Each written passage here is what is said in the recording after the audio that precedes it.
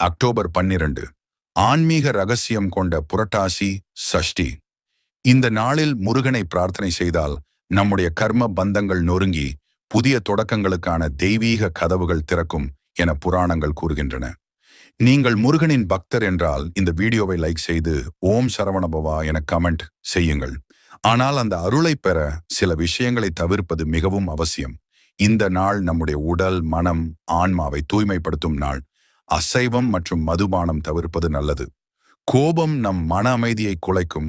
பொய் நம் ஜபங்களின் சக்தியை குறைக்கும். வாக்குவாதம், விமர்சனம், கெட்ட எண்ணங்கள் அனைத்தையும் விளக்குங்கள்.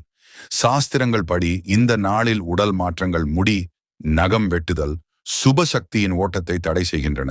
அதனால் இத்தகைய செயல்களை தவிர்க்கவும். அந்த நாளில் மனம், உடல், சுற்றுப்புறம் அனைத்தையும் தூய்மைப்படுத்தி முருகனை வழிபட்டால் வாழ்க்கையில் இருந்த தடைகள் அகன்று ஆசைகள் நிறைவேறி